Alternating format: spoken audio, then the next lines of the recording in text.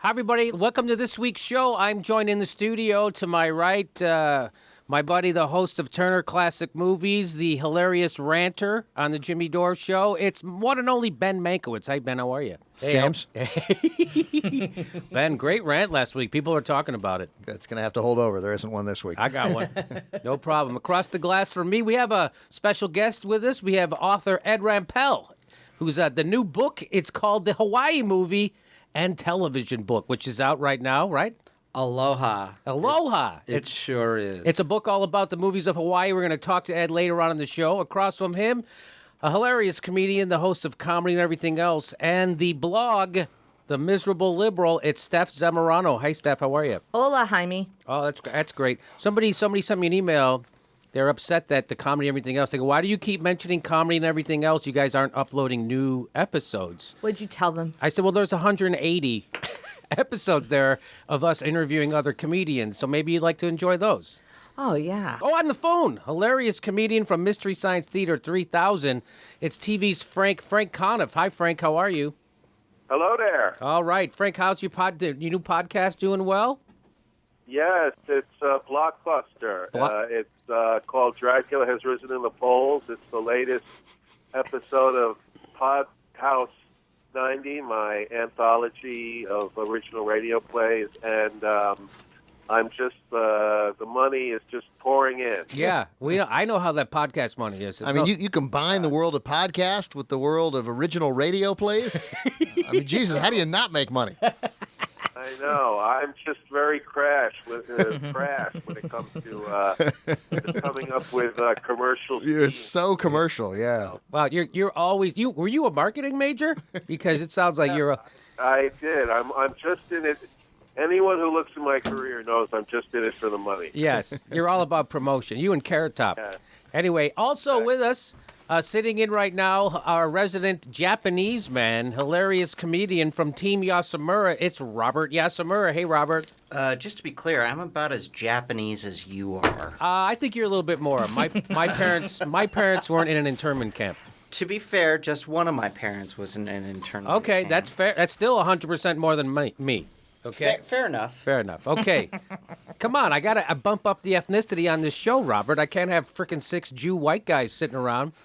You mean like every other comedy show ever? That's what I'm talking about, because this is public radio. We got a Latina. I got a guy from, where are you from? Armenia. He's Armenia, Glendale. With us. I got you, the Japanese guy. Go ahead. My mom's, whole side of the family, Mormon. Does that help? Oh, no, not really. That actually pulls us in the other direction. That's even whiter than being Jewish. My parents are Black Irish. Yes, and also joining us today is we have another very special guest. We got a full house today. We have a very special guest. The comedian Ron Babcock, ladies and gentlemen, is here. Hi, Ron. How are you? I'm good, Jimmy. How are you? No, Ron, you got a big tour coming up, and we're going to talk about it later in the show. Tell people real briefly what it is. I'm driving from L.A. to New York and back in an old vintage Mercedes-Benz. Yeah. And I'm going to be doing stand-up along the way in a lot of weird rooms. Yes, and you're going to be, I guess, videotaping this or what have you. Are you recording this for people so people can enjoy it? Oh, yeah. I'm going to be recording the whole thing and making a little road documentary out of it. That's fantastic. We're looking forward to it. And by the way, I point blank told him not to do it. Yeah, very, and just publicly on a Facebook thread. Yeah. In that cheeky only way Robert Yasumura could do. Yes, I understand. He's like, this is going to break down. This is a bad idea. I'm like, thanks for the support, Robert. I say try. The only good things will come from that. Okay, so let's get to some jokes before we get to the jokes. Hey, did you hear there's going to be a shakeup over at Meet the Press? Chuck Todd replacing David Gregory, and it's so exciting to know that Meet the Press might suck just a tiny bit less now. I don't think so. I think Chuck Todd's going to suck a little bit more, is what that's going to come down to. It'll be interesting to see. They'll suck in different directions. Sure. NBC felt that it was time for a lateral move. Hey, but conventional wisdom issued a statement saying it's quite comfortable with Chuck Todd replacing David Gregory. That's right. I follow conventional wisdom's Twitter feed.